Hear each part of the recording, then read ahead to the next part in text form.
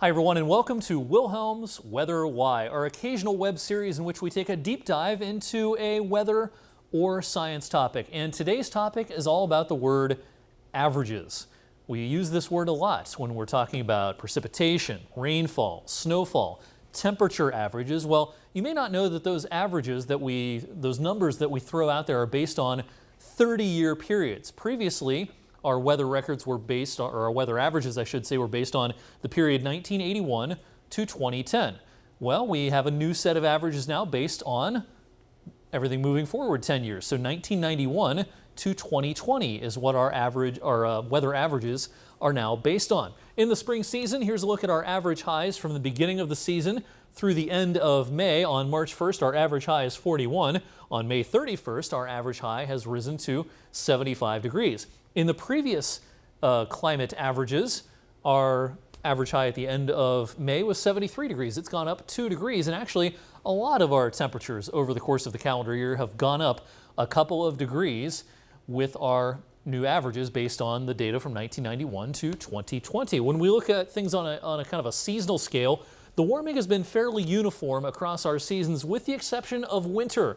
Winter has warmed a little more rapidly than the other three seasons. It's almost a degree warmer now in the most recent averages than the previous set of data. So that's the 3 months of the year, December, January, and February, in which we have seen a faster increase in those temperatures. And that has definitely manifested itself in warm winters over the last several years. And actually, it's much more common these days to have a mild winter than it is a harsh winter. We can still have harsh winters, and we did several years ago in the winter of 2013, 2014, and 2014, 2015.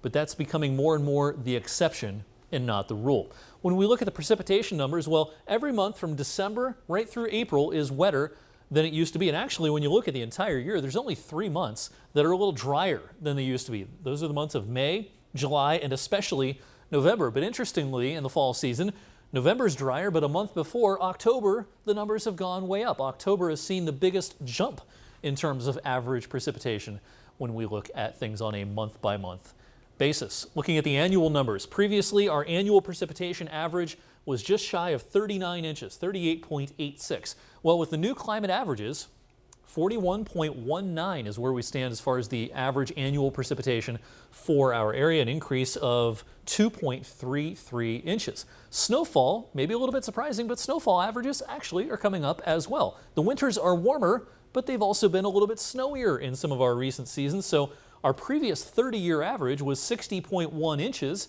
Now that average is 67.8 inches, an increase of 7.7 inches. All of these numbers are for the Youngstown Warren Airport in Vienna in Trumbull County. That's where our official weather records for our television viewing area are kept. And as you know, snowfall numbers can vary a lot in the winter. Certainly the averages are lower once you're down into Mahoning and Columbiana counties. But for our northern viewing area, say a lot of Trumbull, a lot of Mercer counties, the average annual snowfall is now up over 65 inches, even close to 68 inches. That's today's edition of Wilhelm's Weather Why. Tune back in for the next installment. We'll take another deep dive or deep look into another weather and science topic.